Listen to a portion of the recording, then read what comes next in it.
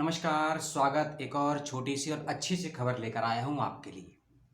नवंबर 2021 और साथ ही साथ 21 से लेकर 30 नवंबर के बीच में यूजीसी और मिनिस्ट्री ऑफ एजुकेशन बहुत बेहतरीन और अच्छे फैसले ले रही है और उसकी सूचना आपको मिल भी रही होगी अलग अलग अखबारों से, यूट्यूब से, फेसबुक से या अलग अलग वेबसाइट्स के पोर्टल से। ठीक है, तो उसी सिलसिले में एक और अच्छा फैसला लिया है यूजीसी के द्वारा ही और ये फैसला बहुत सी यूनिवर्सिटी में लागू भी हो रहा है और उसी में से एक यूनिवर्सिटी की सूचना आपके लिए लेकर आया हूँ। ठीक है, फैसला जैसे कि ये है कि हम लोग पीएचडी करना चाहते हैं। ठीक है, लेकिन पीएचडी करते वक्त कई कंडीशन लग जाती है कि हम पीएचडी प्राइवेट से करें, स्टेट से करें, सेंट्रल से करें या डीम्ड से करें।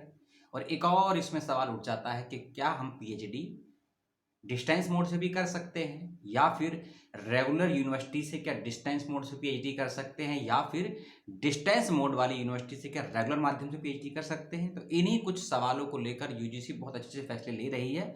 उसी सिलसिले में एक डीम्ड यूनिवर्सिटी में पहली बार रेगुलर माध्यम से पीएचडी की सीटें निकाली गई है। जैसा कि इसी से मिलता जुलता फैसला last year university of Lucknow, जो कि लखनऊ यूनिवर्सिटी है, वहाँ 89 सब्जेक्ट में डिस्टेंस मोड से पीएचडी निकाली गई थी। आप जानते होंगे, मैंने वीडियो भी बनाया, आपने देखा भी था, क्योंकि लखनऊ यूनिवर्सिटी एक रेगुलर यूनिवर्सिटी है और स्टेट यूनिवर्सिटी है, लेकिन उस यूनिवर्सिटी से डिस्टेंस मोड से 89 सब्जेक्ट में पीएचडी की सीटें निकाली गई थी। उसी सिलसिले में एक और ये डीम्ड यूनिवर्सिटी है जो कि बिलासपुर की है, जो कि छत्तीसगढ़ में है। ठीक है, यहाँ की यूनिवर्सिटी है पंडित सुंदरलाल शर्मा। और पंडित सुंदरलाल शर्मा कौन है मुझे बताने की जरूरत नहीं है। यदि आप थोड़े से हिस्ट्री के या ट्राइबल स्टडीज के, सोशोलॉजी के स्टूडेंट हैं तो आप समझते होंगे पंडित सुंदरलाल शर्मा को छत्तीसगढ़ का गांधी भी कहा जाता है। उनके कार्य को लेकर, उनकी सोशोलॉजी की जो थिंकिंग है उसको लेकर, उनके समाज कार्य को लेकर। ठीक है, तो इस यूनिवर्सिटी में आए हैं 7 विषयों में, 7 है ना, हाँ, 7 विषयों में पीएचडी के एप्लीकेशन फॉर्म। कम सब्जेक्ट हैं, कम सीटें हैं, आप चाहें तो अप्लाई कर सकते हैं या चाहें तो नहीं भी कर सकते हैं। हमारा तो काम है सूचनाओं को देना। ठीक है, और एक चीज बताऊं, नहीं 3 चीजें बताता हूं। जो भी सेंट्रल यूनिवर्सिटी या स्टेट यूनिवर्सिटी की सुविधाएं यूनिवर्सिटी देती है, यूजीसी देती है ना, वह सभी सुविधाएं इस यूनिवर्सिटी से जो पीएचडी करेगा, जो मैं आपको बताने वाला हूं, सभी सुविधाएं आपको दी जाएंगी। ठीक है, आप यदि एग्जाम्प्टेड कैटेगरी में आते हैं तो आपको एग्जाम्प्टेड भी किया जाएगा। ठीक है, उसके बारे में डिटेल में आपको बताऊंगा छोटे से वीडियो में। बस यही है कि सवाल करने से पहले वीडियो को पूरा देखने की पूरी कोशिश कीजिएगा। उसके बाद कोई आपत्ति हो मेरी बात से, कोई बात समझ में ना आई हो या कोई बात मैंने कही हो वो आपको उलझन डाल रही हो मस्तिष्क में, सवाल कर लीजिएगा। ठीक है, बिना पूरा देखे या सुने सवाल मत कीजिएगा। और साथ ही जो मैं लिंक देता हूं डिस्क्रिप्शन बॉक्स में, उसको जरूर चेक कर लीजिएगा। ठीक है, ये मेरी आपसे निवेदन है। यूनिवर्सिटी का नाम मैंने आपको बता दिया, 23 नवंबर का नोटिफिकेशन है। आपको मैं notification, prospector, registration, website, fees सभी कुछ मैं बता दूंगा। ठीक है, सबसे पहले और पहली बात, जब आप इसको अप्लाई करेंगे ना, तो फॉर्म अप्लाई करने का माध्यम ऑनलाइन है, लेकिन जो फीस जमा करेंगे ना वह ऑफलाइन है या ऑनलाइन, दोनों है। मतलब कि आपको एक चालान का प्रिंट आउट लेना होगा। यूनिवर्सिटी ने वेबसाइट पे चालान दिया है, ठीक है, उस चालान का निकालेगा प्रिंट आउट, जिस भी बैंक का होगा उसमें ऑप्शन दिया होगा।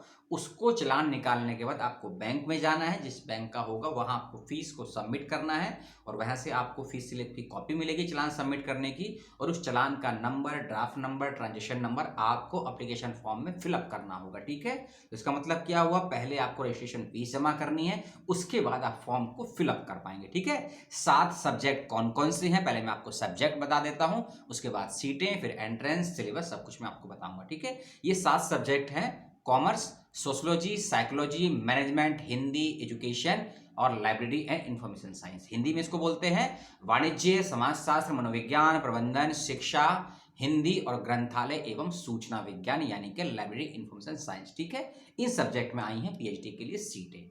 अब चलते हैं अगली चीजों पर। अगली चीजों से मतलब है, लास्ट डेट फॉर्म को अप्लाई करने की है 15 जनवरी 2022। ठीक है, आपने सही सुना, 15 जनवरी 2022 लास्ट डेट है फॉर्म को फिलअप करने की और फीस को सबमिट करने की। ठीक है, और नामांकन फीस रखी गई है जो भी जनरल कैटेगरी में आते हैं और ओबीसी हैं उनके लिए 1000 रुपये, और जो भी एससी हैं, एसटी हैं, पीडब्ल्यूडी हैं उनके लिए 500 रुपये की फीस है। बैंक चालान का इसमें जिक्र है बैंक ऑफ बड़ौदा, ठीक है। बैंक ऑफ बड़ौदा का वो चालान निकलेगा आपका, आपको बैंक ऑफ बड़ौदा जाना है, वहाँ फीस सबमिट करनी है। और ये जरूरी नहीं है कि आपका अकाउंट होना चाहिए उस बैंक में, आपको क्योंकि चालान की फीस जमा करनी है बस, ठीक है। जैसे कि आपने कभी कोई जॉब का फॉर्म भरा होगा सरकारी या प्राइवेट, हर बैंक से कोई टाई अप होता है, ठीक है। तो हो सकता है इस यूनिवर्सिटी का भी बैंक ऑफ बड़ौदा से टाई अप हो, तो इसीलिए निकाला गया, ठीक है। pssou.ac.in, pssou.ac.in ये इस यूनिवर्सिटी की वेबसाइट है, ठीक है, पंडित सुंदरलाल शर्मा ओपन यूनिवर्सिटी, ठीक है। ओपन का मतलब होता है मुक्त विश्वविद्यालय, लेकिन कोर्स रेगुलर है, इस बात का आप लोग ध्यान रखेंगे। स्कॉलरशिप की व्यवस्था भी है, फेलोशिप की व्यवस्था भी है, नॉन नेट भी है, जेआरएफ भी है, आरजेएनएफ भी है, एमएनएफ भी है। मैंने कहा ना कि जो भी यूजीसी के द्वारा सेंट्रल या स्टेट को सुविधाएं मिलती हैं पीएचडी अध्यादेश 2009 और 2016 के अनुसार, वे सारी सुविधाएं आपको इस यूनिवर्सिटी से पीएचडी करने पर भी मिलेगी। और पहले बता दूं, पहला बैच है ये, पहली बार फॉर्म निकला है, क्योंकि मैंने कहा ना नवंबर क्या महीना 2021 और पिछले 5-6 महीने में यूजीसी ने बहुत अच्छे काम किए हैं। मैंने बताया ना कि प्राइवेट यूनिवर्सिटी से आप रेगुलर कोर्स भी कर सकते हैं, डीम्ड यूनिवर्सिटी से पीएचडी कर सकते हैं, सेंट्रल यूनिवर्सिटी से आप डिस्टेंस मोड के कोर्स भी कर सकते हैं, जैसे कि जामिया हो गया, दिल्ली यूनिवर्सिटी हो गया, वर्धा विश्वविद्यालय हो गया, बीएचयू हो गया। तो ऐसे ऐसे प्रावधान हो रहे हैं। तो ये नए नए ऑर्डिनेंस आते हैं, ये इसीलिए है कि जो बच्चे अपनी पढ़ाई को ड्रॉप कर देते हैं ना, या जिनकी शादी हो जाती है, या जो आर्थिक अभाव के कारण पढ़ नहीं पाते हैं, ऐसे बच्चों के लिए ये कोर्सेज और नए नए प्रावधान बहुत कारगर सिद्ध हो रहे हैं। उसी सिलसिले में ये भी है, ठीक है। अब क्या बताना है आपको, हाँ सिलेबस से पहले आपको सिलेबस आपको मिल जाएगा प्रोस्पेक्टर में। केवल 25 पेज का प्रोस्पेक्टर है, केवल 25 पेज का, ठीक है। उसको देख लीजिएगा। पेपर 1 का सिलेबस और पेपर 2 का सिलेबस आपको बहुत इजी हो जाएगा, कोई घबराने की बात नहीं है, ठीक है। और एक चीज मैं और बता दूं कि जो बच्चे नेट क्वालिफाई हैं और जेआरएफ क्वालिफाई है ना, और साथ ही साथ यदि आपने स्लेट पास किया है, SLET, यदि आपने नेट, जेआरएफ या स्लेट पास किया है, या फिर आप एमफिल को पास कर चुके हैं ना, अगर आपने नेट, सेट, स्लेट और एमफिल या फिर गेट या फिर जेआरएफ है, आरजेएनएफ है, ICAR का जेआरएफ है, तो इन सभी बच्चों को प्रवेश परीक्षा नहीं देनी है, यानी कि एग्जाम्प्टेड है वो लोग, ठीक है। इस बात को भी मैं आपको बता दिया कि आपको कंफ्यूजन ना हो, क्योंकि जब फॉर्म भरेंगे ना वहां 3 ऑप्शन आएंगे, नेट, जेआरएफ या फिर सेट, एमफिल का, गेट का, ICCSR का या डीबी या, ठीक है, इसके ऑप्शन नहीं आएंगे। लेकिन ऑर्डिनेंस में लिखा हुआ है इन बच्चों को भी एग्जाम्प्टेड रखा जाएगा प्रवेश परीक्षा से। ऑर्डिनेंस का लिंक भी मैं आपको दे दूंगा, और ऑर्डिनेंस भी छोटा सा है, 28 पेज का ऑर्डिनेंस है, उसको भी आप लोग ध्यान से देख लीजिएगा। और 50 और 55% 2% रखा गया है पीजी में, वह आपका होना चाहिए। SC ST और पीडब्ल्यूडी के लिए 50% क्राइटेरिया रखा गया है, और अदर्स के लिए 55% क्राइटेरिया रखा गया है, ठीक है। ये सब मैंने आपको बता दिया। आप सीटें आप भी सुन लीजिए, और सिलेबस आप लोग प्रोस्पेक्टर का मैं बता ही देता हूँ, ठीक है, बहुत छोटा सा है ना, क्योंकि हाँ ये रहा सिलेबस, ये सिलेबस आ गया मेरी स्क्रीन पर। 7 सब्जेक्ट का और दोनों पेपर का पार्ट 1 पार्ट 2 का सिलेबस दिया गया है। हिंदी का पेपर हिंदी में होगा, बाकी सारे पेपर इंग्लिश में होंगे, ठीक है ना। पार्ट 1 और पार्ट 2 दोनों का सिलेबस है, पेज नंबर 11 है, ठीक है। पेज नंबर 11 से लेकर पेज नंबर 25 के बीच में डिटेल में सिलेबस दिया, थोड़ा लेंथी सिलेबस है, ठीक है ना। अब लास्ट डेट मैंने आपको बता दी कितनी थी, 15 जनवरी, ठीक है। विजय दिवस भी होता है 15 जनवरी को ना भारत का।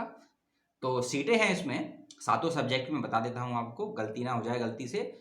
वाणिज्य में 4 सीट है, पुस्तकालय एवं सूचना विज्ञान में 4 सीट है, समाज शास्त्र में 4 सीट है, शिक्षा में 6 सीट है, प्रबंधन में 3 सीट है, मनोविज्ञान और हिंदी में 2-2 सीटें हैं, ठीक है। तो टोटल 7 सब्जेक्ट हैं, 25 सीटें हैं। मैंने पहले ही बताया ना कि यूनिवर्सिटी में पहली बार शुरू हो रहा है, और सीटें भी कम है, लेकिन चांसेस ज्यादा है, क्योंकि आप सोचा होगा कि 2 सीटें हैं, 4 सीटें हैं, कौन अप्लाई करेगा। लेकिन जिसको अपनी योग्यताओं पर, अपनी कलम पर, अपने सिनॉप्सिस पर और अपने शिक्षा और शिक्षक पे भरोसा है, वह जरूर अप्लाई करें, ठीक है। कम सीट है, कम मौके रहेंगे, इसी फिराक में हो सकता है कम बच्चे अप्लाई करें, तो आपके चांसेस ज्यादा हैं सिलेक्ट होने के। जैसे कि नॉर्थ ईस्ट के बारे में कहा जाता है कि कम बच्चे वहां जाते हैं, लेकिन जो जाते हैं अप्लाई करते हैं उनके चांसेस बढ़ जाते हैं एडमिशन होने के, ठीक है। तो यह थी सूचना पंडित सुंदरलाल शर्मा मुक्त विश्वविद्यालय छत्तीसगढ़ बिलासपुर के, जहां आए थे। पीएचडी के एप्लीकेशन फॉर्म 21 और 22 के, 15 जनवरी 2022 लास्ट डेट है। एंट्रेंस एग्जामिनेशन कब होगा अभी कोई सूचना नहीं है, लेकिन ऑफलाइन माध्यम से परीक्षा होगी, ऑफलाइन इंटरव्यू होगा और आपको वहीं जाना होगा। ठीक है, तो ये थी सूचना, मैंने आपको दे दी। आपका सवाल, डाउट, जिज्ञासा जो हो कमेंट में पूछ लीजिएगा। लेता हूं विदा, नमस्कार, सलाम, जय हिंद, टाटा, बाय बाय।